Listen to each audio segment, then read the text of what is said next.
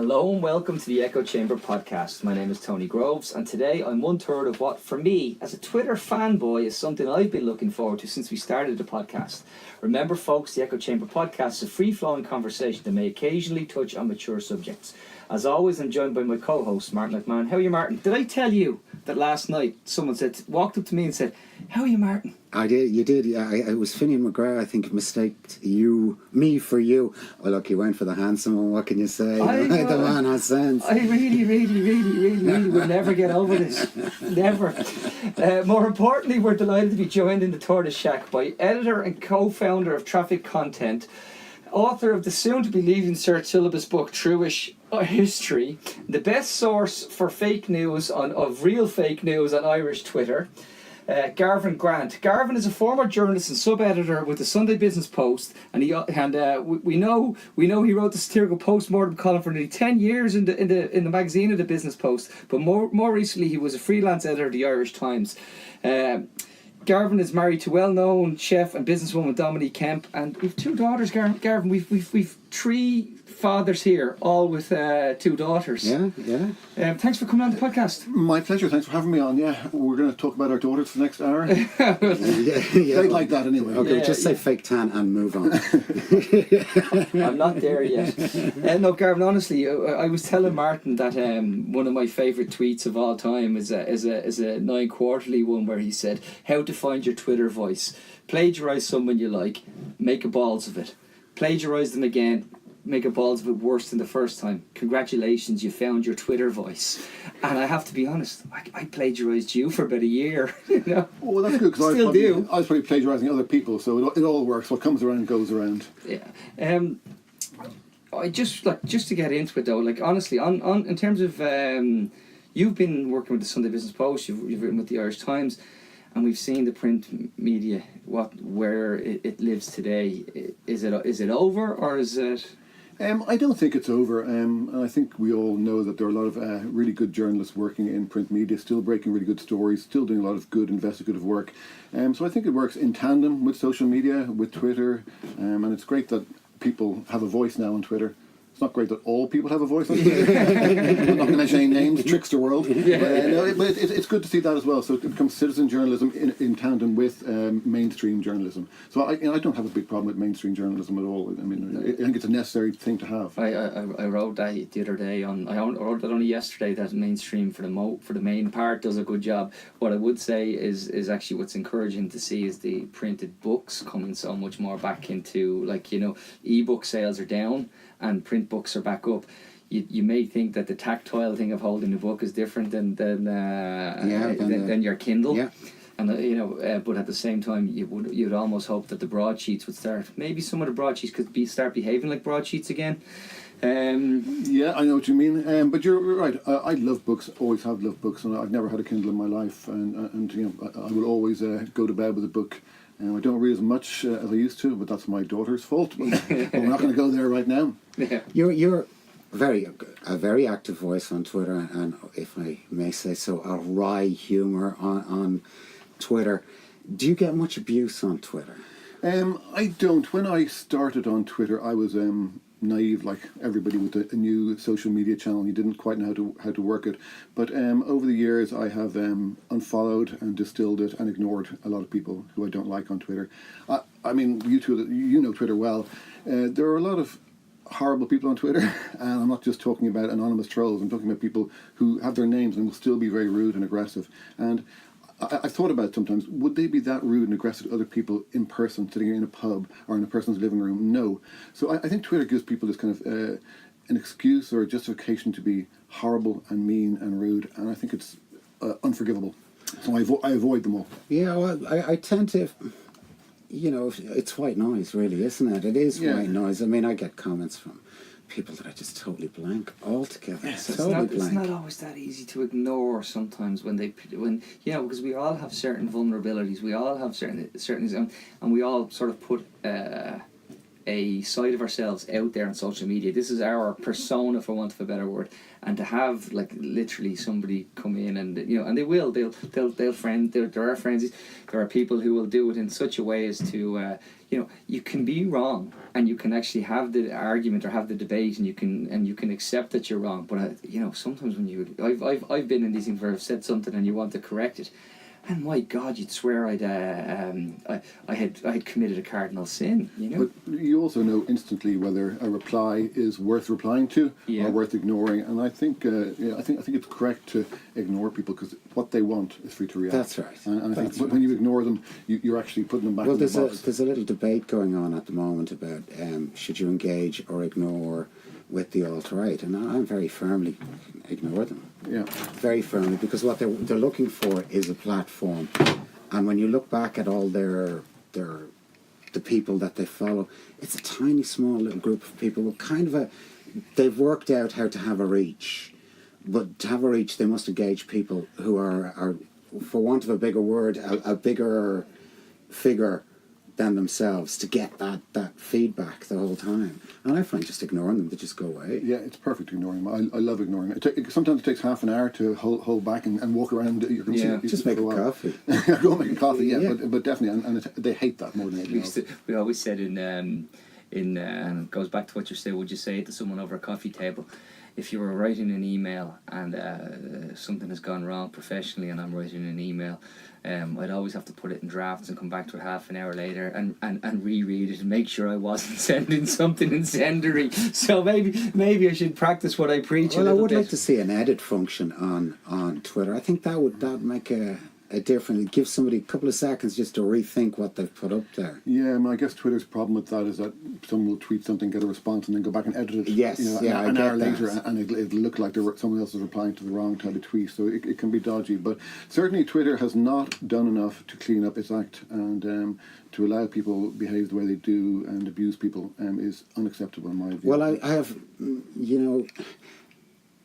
abuse I understand, and I understand what abuse is, but a lot of particularly politicians these days call dissent abuse, and it's not abuse. I agree with that. And the line of what is abuse and what isn't abuse is very subjective. Yeah. I can be quite vociferous and direct in what I say, but I'm not personally targeting you. I might target your policy or the government you're in, but you as a person, I kind of respect you. You're fine, you're doing grand. But I mean, if you're involved in a government or scheme or something I don't like, I feel I have absolute right.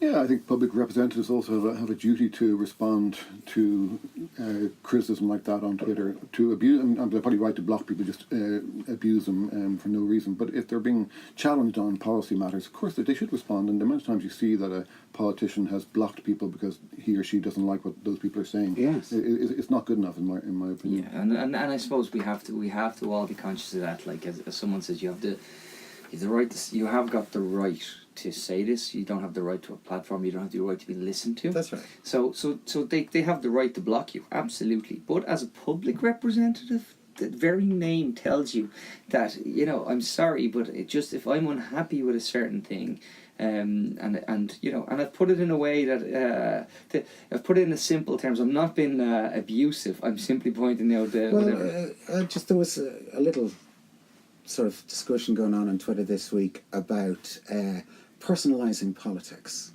and that people shouldn't personalise politics. And this is politicians saying, "Oh, you shouldn't personalise politics." Well, politics is extremely personal.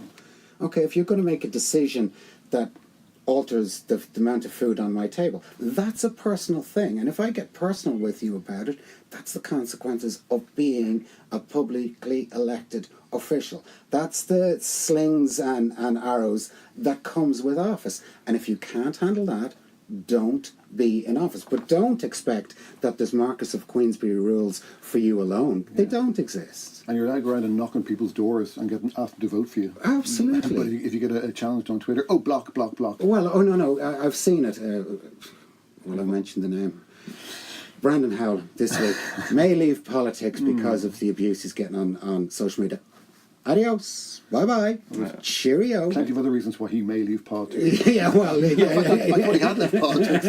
He's in the Labour Party, isn't he? No. We left him from politics. They were discounted from politics, but like that's a classic point, because the simple fact is, and it goes back all the way back to my conversation with Konstantin Gurdjieff, and he said the fact that they can't dropping. but But it was him who made the sense of it. Constantine. Connie, yeah. I'm gonna text him now after the show. Martini, as we call it. But he said the point is they can't control they can't control the narrative that goes on social media. They can't control, if they come out with a particular statistic, and someone is very quickly like name drop it, like a Lorcan circuit saying, "No, that's wrong," and they can say that on Twitter, and all of a sudden 6,000 people know that it's wrong. Oh yeah, it disseminates news extremely quickly. Yeah. There was a time when a politician would make a declaration, and 10 days later some of the newspaper maybe looked and saw that this wasn't quite what he first said. Now it's done in 10 seconds. Yeah. And I think they find that very difficult to deal with. Yeah, it's like you retweeted Leo Varadkar's New Year's Day tweet where he tells everyone how great things are via the Department of Spin, or the Strategic Communications Unit. I guess people probably challenged him on that, and I'd say he or whoever runs that account just ignored them all. Yeah, clearly Yeah. ignore it, because that's the beauty of Twitter for someone like Leo. He knows he only has to reach 36% of the people. Yeah, that's right. So he knows that. Whereas the rest of us who point out the fallacy in that. Yesterday, Ibex said we've never had it as good. No, yeah. We're past the Celtic Tiger wealth. We're all phenomenal. I love IBEC. I do. It's like Name dropping. No. It's like the Lego. It's like the Lego song. Everything is awesome. Yeah. And they're just everything is awesome when you're part of our team. But there was a very. But I can tell you that people go read the IBEC report, because it's what it tells you, and when you be a little bit more cynical when you read it, because it says they're going to top out at 5.9% economic growth. And then they say real income increased by 2.2%. Note they said real income, not wage growth. So they're trying to they're saying, well, because they started wolf whistling a week ago saying let's not ask for pay rises because you'll endanger competition. That's in the report as well. Again, obviously that caveat: don't look for a pay rise, folks.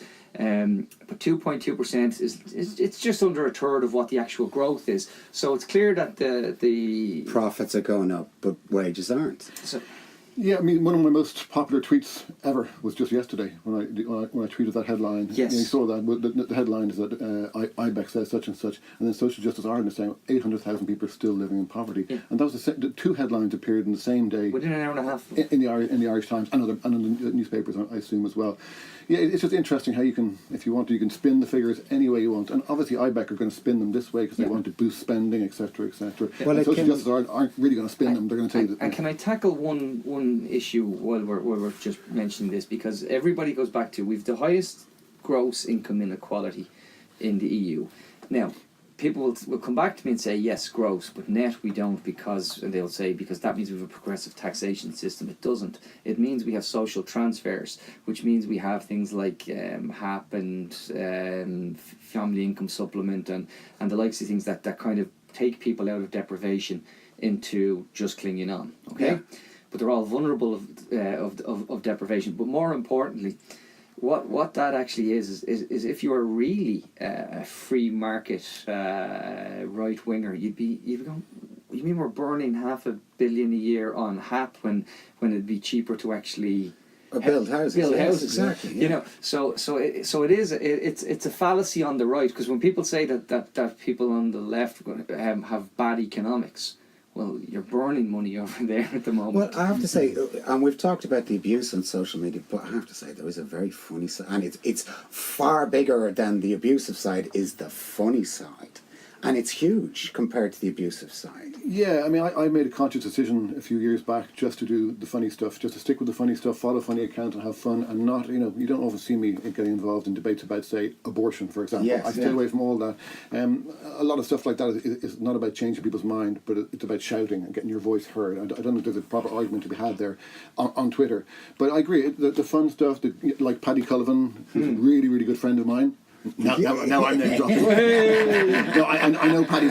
I know Paddy vaguely, but the fun stuff. You're right, and you're funny on Twitter, and you're funny on Twitter. I'm looking at both of you now, and that's what there's a lot of good fun stuff out there. Well, I do snark funny. You do, yeah, but it works. Yeah, it works. Yeah. I love them. Yeah, I plagiarise them all the time. I wait about 48 hours, rejig it, like, and bang. It's what was isn't it the old quote? You know, if you ever see some, I wish I'd said that. Wait a couple of days. You will. You will. My friend Monty Python, one of my friends. Yeah, you will. Yeah, that's but I just when I look at, because obviously that was and I was in line when I said that at the outset when I joined Twitter. I remember saying to Garvan a couple of years ago, saying, here I was. I think there was a tweet went up by someone, and you poked fun at it because it was one of these.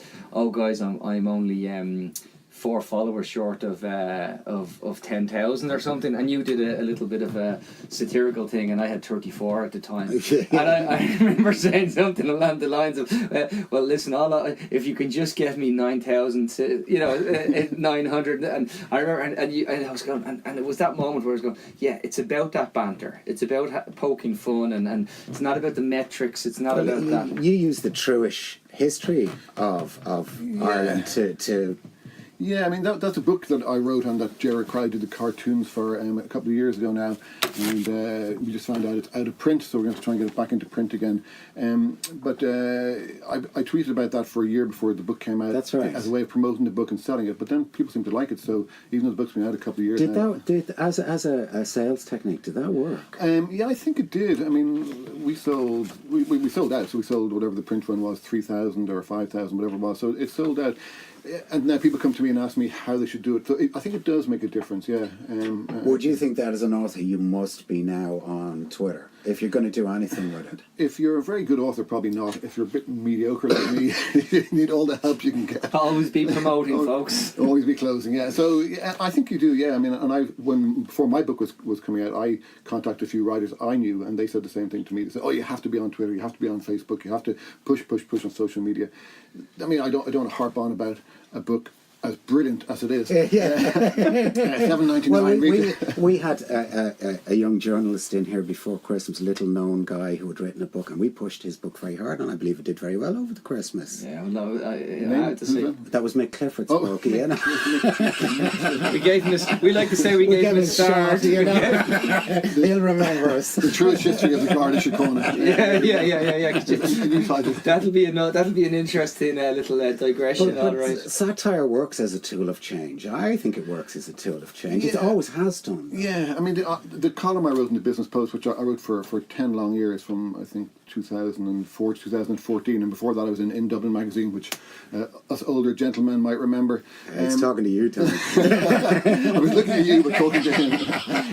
Yeah, I think it is too, and I mean Aegis, like me, I don't have other tools to use apart from satire. That's what I like to use, and if you make fun of Leo Varadkar and his funny socks while there's a homeless crisis, I think that's effective, because you're kind of showing up how ridiculous this man can be when there's people who are starving on the streets of our cities, including children, or in hostels, etc.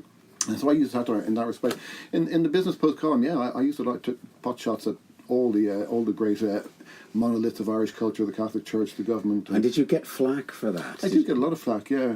If ever I mentioned Dana, Monday morning, I get a small, tightly written letter saying, "Dear Mr. Grant, what has Dana ever done to you?" And she had stood for elected office, so in this country, so she was a fair game. I don't mean that in taking pot shots at her, but to criticise her.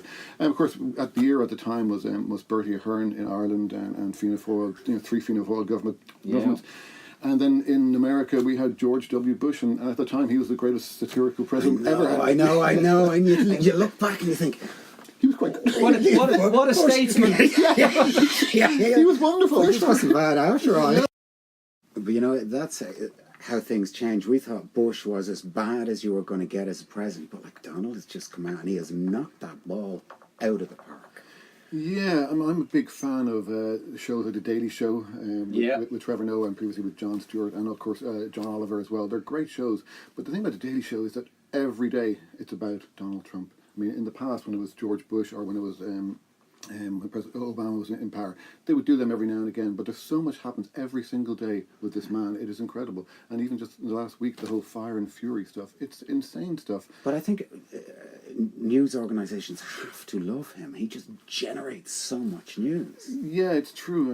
I mean, that's the thing is that we thought George Bush was bad. I mean, do you remember all the stuff that went on at the time about what terrible? But even the fact that he started a war that no one in the world seemed to want, Yes. except him and a certain other war criminal called Tony Blair. Am I allowed to say that? Oh yeah. No. Allowed and encouraged to say. Yeah, absolutely. But now they look like. Moderates. Moderates. I was going to say pussies, but I Yeah. I never say that word on air. So moderates is good. Moderates is good. But like, because you look at, there was a very back to Twitter and Donald was because obviously that's where he lives. There was a very interesting thing done. I think it was by CNBC where they followed his timeline for the day where he went on about my button is bigger than your button. Yeah. Sloppy Steve, and he went through and someone took the time of when he sent the tweets. And then they watched it in terms of what the Fox News broadcasts were. So he was clearly sitting in front of Fox News, and they were talking about little Kim Jong, the little Rocket Man, and he went, "I'll show little Rocket Man," and the phone came out, and it was the next article was then something about Steve Bannon. "I'll show Sloppy Steve." But see, I have a theory about the Republicans, and I have a theory about the Tea Party, that they're not going after Donald's clearly a disturbed person. He just clearly is. But they're not going after him because they don't want the masses to know that inherited money, like Donald, is as thick as two short planks. I'm afraid so, yeah, and dangerous to boot. Completely. These are Donald in the American sense is the equivalent of the Eton boys or the Harrow boys in England. He's it's lineage. It's not Had Donald just taken his dad's money and invested it, he'd be a richer man now than he was with all the other crap he did in the meantime. Yeah, He's a stable genius. Maybe another slightly different comparison would be that George W. Bush was to Enda Kenny. What Donald Trump is to Leo Varadkar in terms of Enda Kenny now looks slightly buffoonish, looking back. Whereas, benign and buffoonish. Whereas Leo Varadkar, this is the luck of the Irish. We finally get a young, gay Taoiseach who's the son of an immigrant.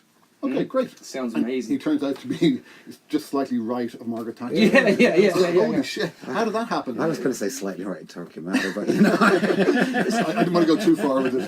But and that is a huge problem because the public are looking at Leo and they're seeing what you just said, you've outlined, and it's a brilliant story. It is. It's a great story, and it's a great story for us as a country. That thank God we have a little bit more about us than to just judge someone on some of it. Now we don't all have, like we're not there. It's not a Leo Varadkar is not the panacea for the social ills.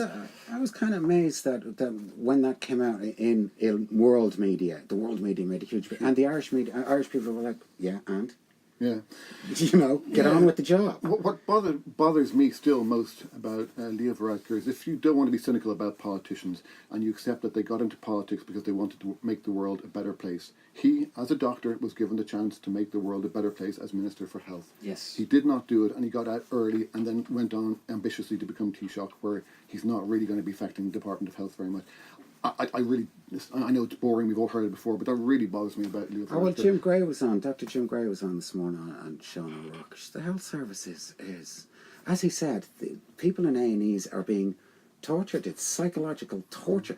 And what Jim didn't say is some of them are psychologically tortured and then die. Yeah. So if you're a doctor and your job is to look after sick people, do no harm. Exactly. And you've got a chance to be Minister for Health, and you're also coming into a time of change in Ireland when there's a recovery going on in the economy. So you will actually probably have some money to spend on it. What do you do? Become Taoiseach. Yeah, well, that really staggered me. But their big thing there, in fact, everything they've done in health has pretty much fallen by the wayside, except for one thing, which is free access to GPs for under sixes. And you're saying to yourself, there's a healthy 5-year-old, he can go and see the doctor. There's a 7-year-old that's chronically ill and can't go and see the doctor, free at point of access. And you're saying to yourself, what sense does any of this make? Yeah. But I think, okay, so that's tokenism. Okay, yes. So the under sixes, that's token. That's something that you can actually do. You can do a press conference for, or you can put on your list of achievements. But what we're really getting at here is is the success going from failure to failure with no loss of enthusiasm. That's what we have here. We've got someone who has achieved very little in politics. His big campaign at the start of the year was to kick poor people, welfare cheats cheat us all, which they had to apologise for before Christmas. No, not Leo, by the way. They just sent some poor person from the DSP out to say sorry and that it shouldn't have happened. And you know, it's all about it is much. Okay, but social media is beginning to bring people in power to account. It is used as a force for change.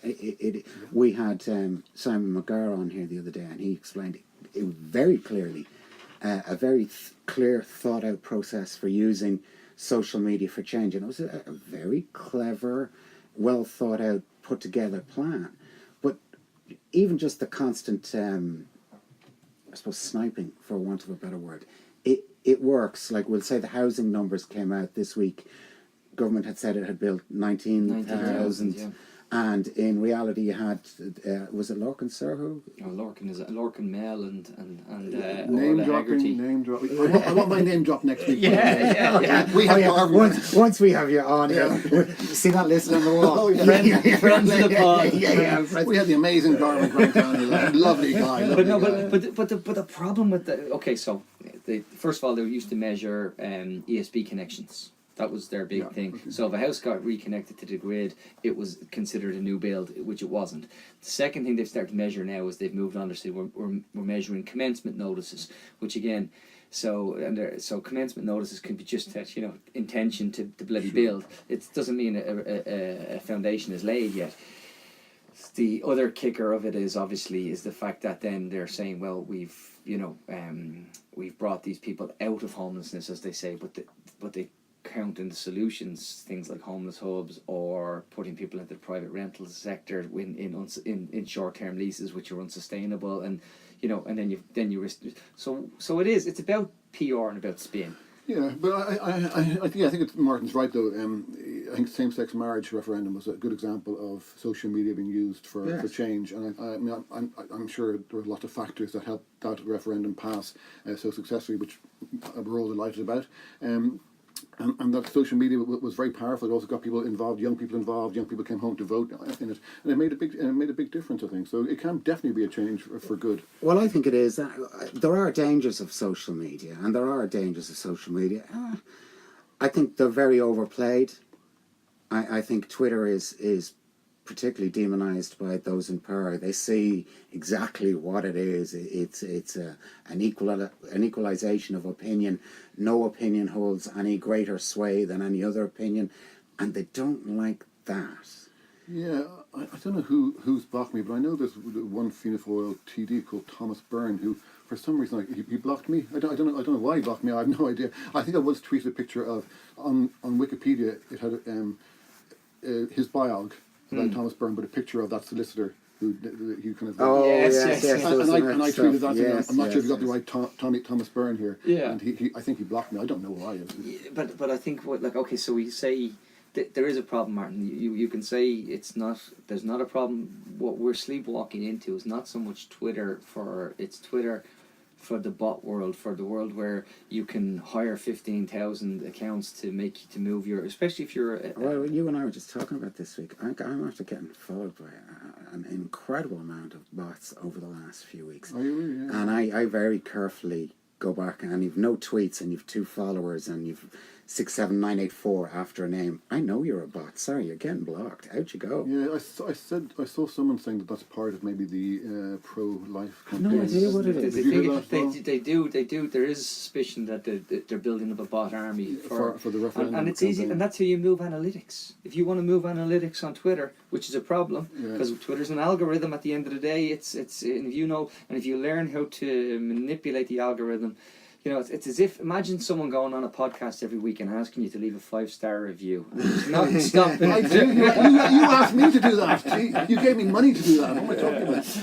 You know, trying to move the algorithm here, you know. Yeah. But there are some entirely funny accounts that are specifically just there to be funny.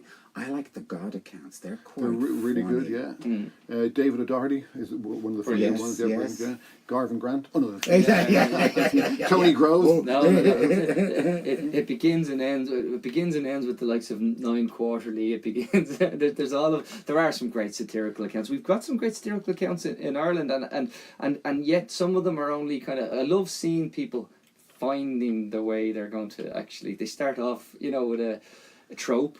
Yeah. And then the trope becomes a shtick, but then it makes sense. Well, you're right. There is people develop their own voice on Twitter, and some people are just naturally quite funny, and it works that way for them. And other people are quite serious. The ones I kind of find the most boring are the ones that like the politicians ones that just broadcast. Yeah. Okay. And it's not a broadcast medium; it's interaction medium. I like people like Tara Flynn. They're very strong voices, and they're both funny and serious, and make very good points. Tara has two accounts though. She has Tara Flynn, and then she has her sort of wisdom account. Where she gives her little. She takes a well-known quote. Yes. And she just basically terrifies it. I want to say There's an awful lot of educational Twitter accounts that you learn things that you just did not know before. Yeah, for sure. I mean, I work in Facebook, in the company Facebook. I work with Facebook and Twitter and Instagram, and that's what we do. We write content for a whole bunch of companies across the range. And a lot of food companies. There's a real section of Twitter which is all about food and praising people and being nice about food, nice photographs of food, nice reviews of restaurants. It's lovely. Does that not belong on Facebook? It does as well. Jeez, it does as well, but I think a lot of people fear Twitter because of the whole political edge to it, whether it's water charges or Donald Trump. There's a whole political thing going on. They say, I don't want to be part of that. I don't want to be involved in abortion debates or debates about this or that. I prefer to go on Instagram where it's just pictures or or Facebook where it's more, you can personalise it a bit more. I don't get Instagram. I'm sorry. I don't just get old. It. I don't get it. See? We're just old. I don't get it. Well, it's nice. That's no offense, but it's nice. It's about. Well, I mean, a lot of it's for younger people, and I don't get selfies either. I don't think I've ever taken a selfie. No, I don't take selfies, and I think other reasons. I'm embarrassed when people take photographs. Never mind me taking photographs. But so it's used a lot. Well, I mean, yeah, you're right. It's used a lot for selfies and for kids taking pictures of each other, hanging out at different places. But in the business I use it a lot for food photography. Yeah, so as a platform. As a platform, yeah, and it's quite nice because it's not hardcore and salesy. It's kind of showing off in a nice way. And you on Twitter or Facebook, you do get complaints about restaurants. On Instagram, you never do. It's all if you positive. If you like the picture, you like it. If you don't like it, just go away and do something else. And where do you see the future of Twitter going? I'm not sure. I mean, I think when I started working in Twitter, it was easy enough to build up followers, and not necessarily for myself, but for some of the accounts I was involved in. Now it's really hard, and I think a lot of people are leaving Twitter. You do see people joining all the time, but I think the nastiness on Twitter is. Well, I kind of. I know there's a lot of people out there, and they're advising companies how to get followers and stuff like that, and they're playing it awfully safe. And they're playing it way too safe. Twitter's kind of a place where you can stretch the boundaries. Yeah. I mean, if you stretch the boundaries in a nice way, excellent. Well, I mean, some of the best company accounts or the best business accounts are funny business accounts. Yeah. I mean, then I look at the ESB network. You do know the Crumlin Shopping Centre account is not actually Crumlin Shopping Centre. It's quite good though. It's very good. I love it. It is. Well, they're we'll say like Malon News is very funny. Yeah.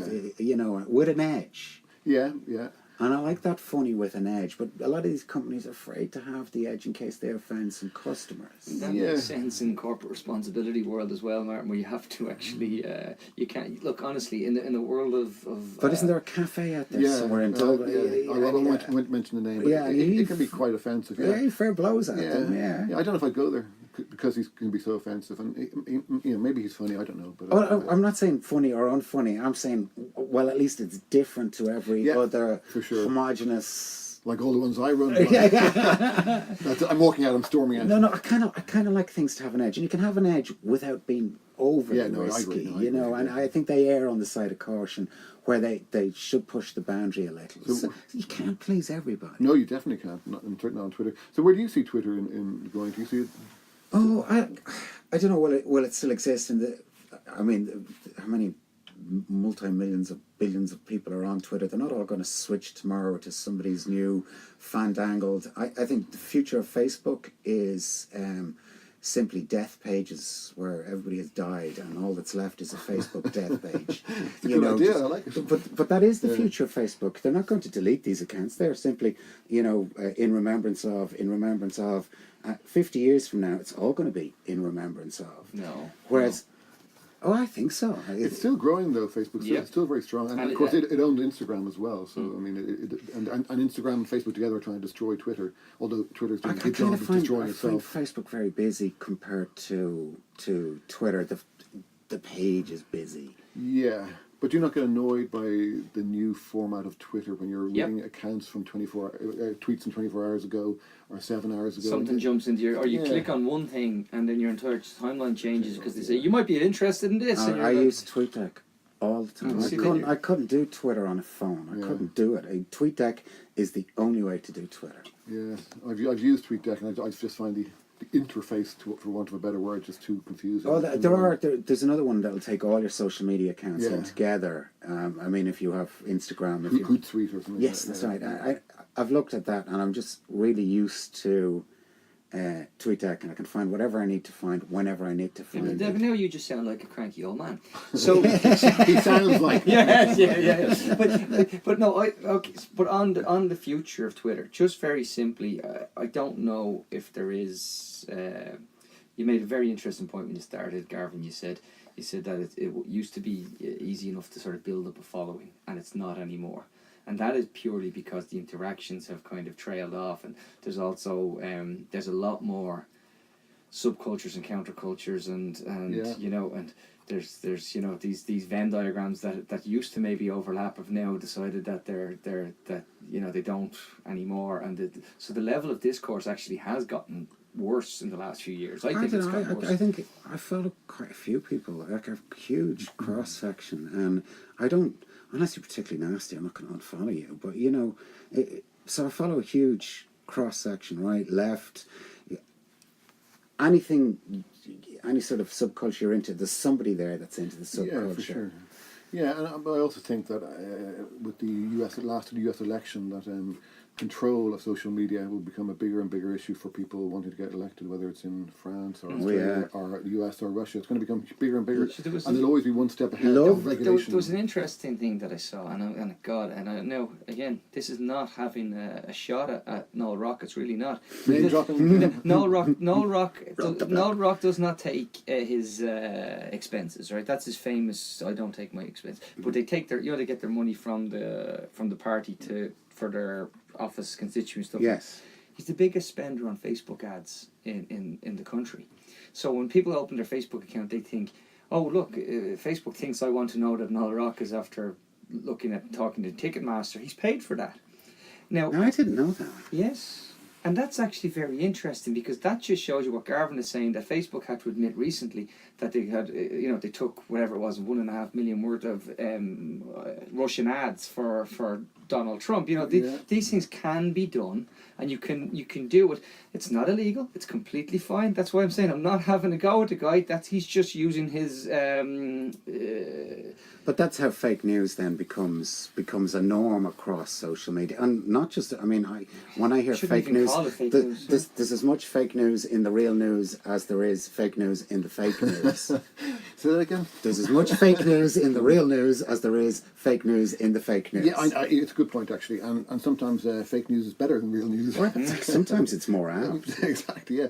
There was one of those loony TV programs from the US. I think it was maybe Homeland. One of the shows had an underground basement where there was hundreds of people all. That's right. Yeah. An interesting thing, but if you're Vladimir Putin or but that exists in parts of the Baltics and parts of these things, that those companies exist, and you can hire. Come election time in this country, pretty much every party has its back-to-back laptops and interns or whatever running out their line. Well, and again, coming back to where we are with and again, Irish politics, where we're saying in terms of sort of Twitter and the social media presence, and we have to bring it back to the Strategic Communications Office. We have to actually unit. We have to also mention the fact unit.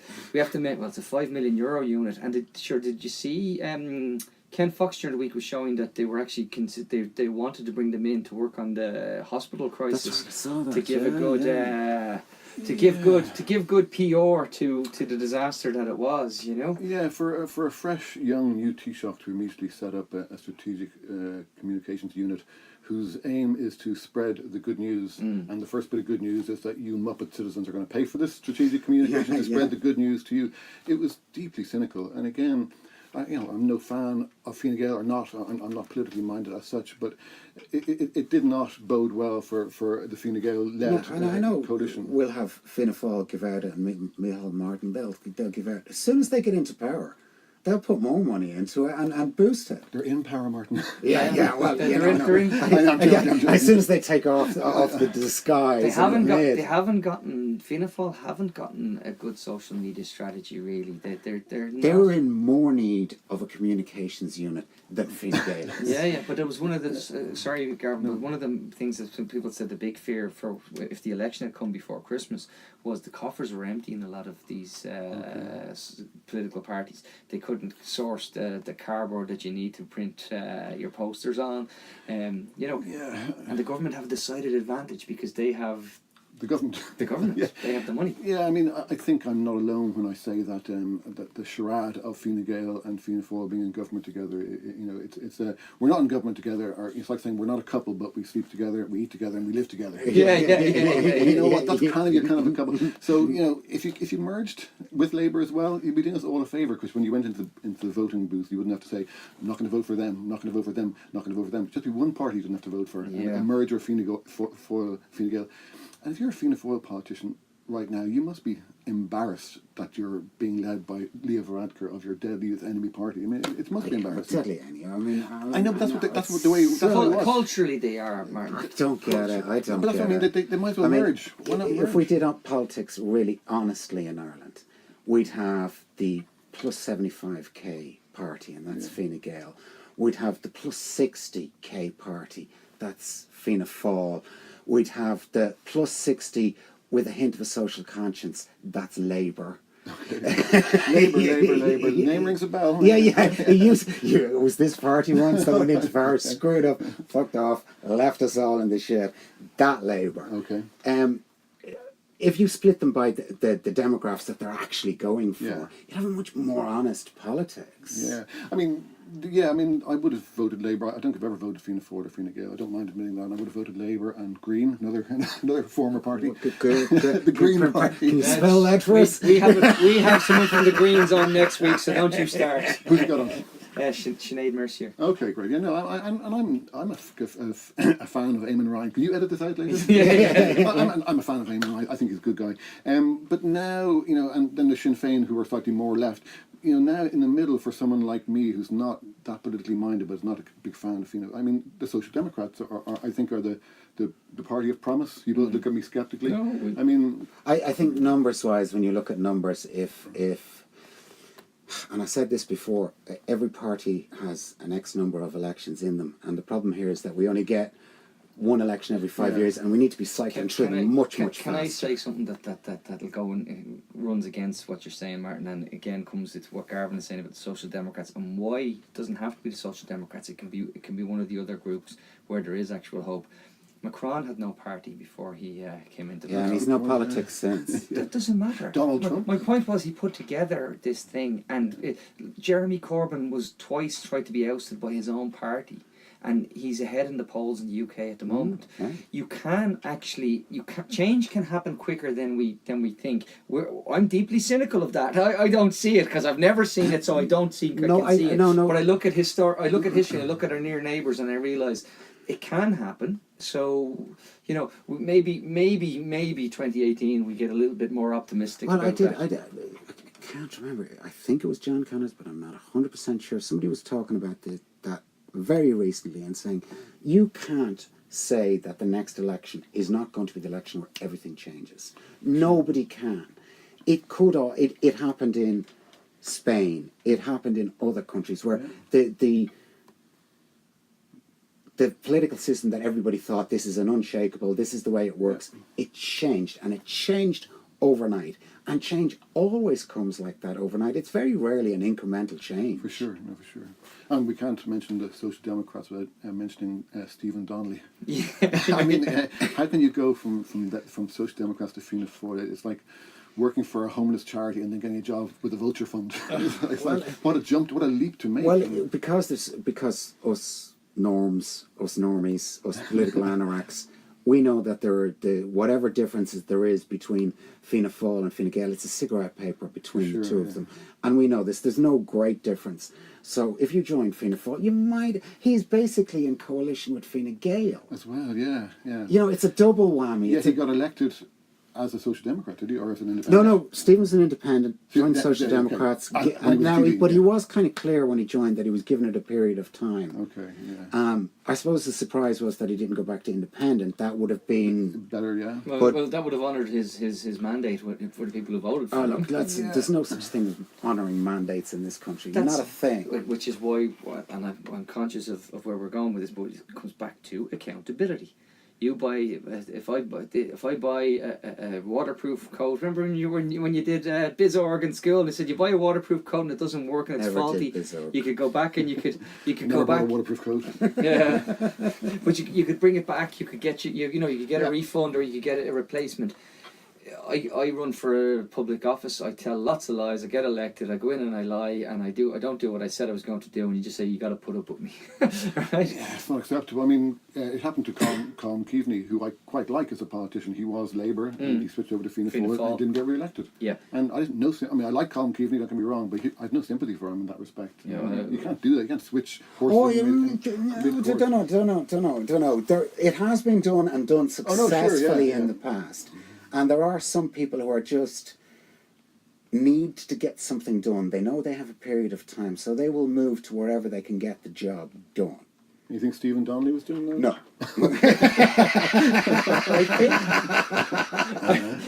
I think though, when you talk about the election to come, because we're all agreed. Are we agreed that there's going to be election this year? I don't know, to be honest with you.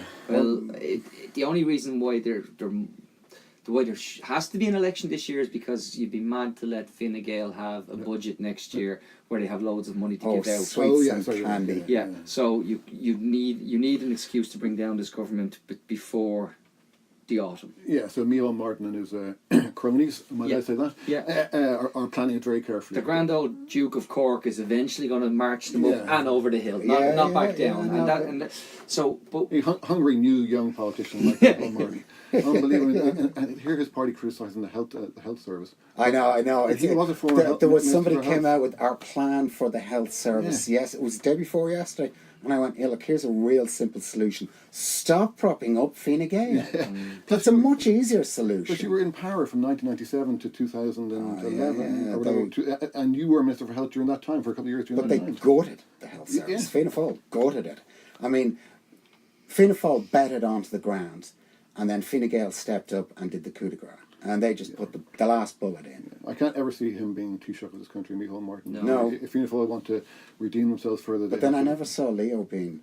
Seriously. But then I never saw... Well, Donald close to the end, I said, Donald's actually going to get this. Yeah, I knew going to bed that night that he wouldn't be elected next day. I also knew Brexit wouldn't be passed, so... You're two for two. Yeah, there you go. Well, who would you vote for these days? Where would your I know you don't have an allegiance, but where would your leaning be towards? Probably, as I said, probably the Social Democrats. If there's a good candidate in where I live, they might be good. I'm like you. I totally lost faith in Labour, and I don't think they should have stayed in power. And all the excuses they gave, and I think we maybe talked about this on Twitter before. It was the party of Connolly and Larkin, and they would never have done what the party of Howland, etc., did, and Joan Burton did. Still do. Yeah, they Still do. do. Yeah, it was ridiculous. It's not that they still do; it's that they don't even acknowledge what they did, and that is going to be forever the stick that will be swung, because they do think that people won't remember, but they will. Now, I think a big dynamic in Irish politics that's going to change very shortly is leadership of Sinn Féin, and I think it's going to change the dynamic of Irish politics quite significantly. Yeah. More and more people will vote for Sinn Féin when Jerry Adams goes. Yeah, well, I also think Mary Lou is consummately good. She She's really very good, is yeah, good. You know, and you could fit her in any party. Didn't she used to be in Yeah, you see? she wasn't. Some people change parties and it works better for them. That's Other true. people's change parties and it works worse. Which for way them. you change? If you go from a virtuous party to a yeah. mean party. But I would be more interested in a party talking about who I'd vote for that are actually solution orientated, rather than actually throwing mud at the incumbents or infighting amongst themselves, because that's where we need to get to. We need to actually be. I want to see a party that has a look around and says, okay, these are the top 5 things that we can actually do to bring about change, and this is my roadmap. And it's not going to happen it mightn't even happen in my first term, but if I start making positive steps, that gives you a blueprint. If you had someone who does that, and you're gonna kill me now for saying this, all Leo Varadkar has to do to get re-elected is actually say, here's my new plan for the housing crisis, and this is how that mother whose son is in a Yeah. Martin, We're cynical, more cynical. yes, Look, but it doesn't matter if he okay. comes out and says it. People are going because he's got 36% of the vote. If he gets that up to 41, whoa! No, more. I have faith that the Irish people are better. Well, I think at risk of annoying you, that Tony might be right, because he's also going to have the economy is going to still keep recovering for another while. You know. Well, I'm not sure how again, long. I'll argue it's I don't know how not. long. I don't know how long, but I think that the revenue will keep growing for a while, and he'll be able to use that in 2018 and maybe in 2019. So I think Fine Gael will probably be the next, and I think Leo Varadkar and his cronies, if I'm allowed to call them that, are planning exactly the same thing. I'd like to thank you for coming on, Garvan. Have you any plans going forward this year? Oh God, I said going forward. I'm out of here. Jesus I Christ! I'm taking off my mic. It's just it's infectious, isn't it? It's awful. Going forward, I mean, we've our company, Traffic Media, is a new company set up with my business partner Julian, and it's a small company, so we're going to work very hard at growing it this year and try and get some new clients. We're doing well, and it's great not working for the man. Yeah. Working for ourselves. It's daunting. Every morning is daunting. Every evening is daunting. I often find myself on my computer at 9 or 10 o'clock at night, punching the kids to get away and leave me alone while I work. Not actually punching them. I know. That's taken for granted. And the wife's the same. She's self-employed too and runs a few companies. So the two of us work a lot. But we're trying to, because we've had illness scares. Yes. We're actually, and I'm going to use a horrible word now. We're actually more mindful, more thinking about who we are. You probably think I'm only about 30, but I'm actually 48. So no way. You don't look a day over maybe 47. There you go. So we're thinking very much about life at the moment, and about enjoying ourselves and not always stressing out about work. Isn't that nice? Yeah, no, it is nice actually. Yeah, well, that is nice. I hate to say that it's illness or etc. that has made you think that, but they're one of the factors at play. That we get to a certain age. Like, do I want to be working like this for the next 20 years of my life? Yeah. No, not really. Do I want to enjoy my life and enjoy what we have with my wife and the kids?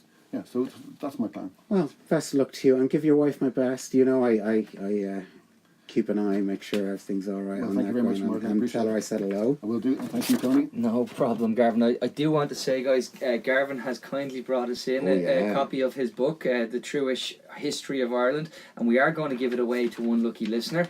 We're going to, I'm not this time going to actually ask you to click a 5-star review, because I get dog's abuse for that. But I am going to say all you got to do is basically tweet the show and make sure that you tag Garvan in, and you know what, guys, that'd be great. All you gotta do is tweet the show, hit the follow button, give Garvan a shout out, and you know what, guys, we'll put you in the draw. We'll have the winner probably next Thursday, I'd say, Martin. Yeah, we'll go with that. Again, lads, I just want to thank you all for listening and remind you can subscribe on iTunes, SoundCloud, or wherever you get your podcasts from. Again, I can't top what Simon McGarr said. yeah. But do keep an eye on our website, echochamberpod.com, to find all our previous podcasts and some new blogs. I've written 3, Martin's written none. You can send us an email to the echochamberpod@gmail.com. I only need 1 to 10 type of thing, you know. Or you can follow us at Echo Chambers Pod. Thanks again, folks. Thanks a lot.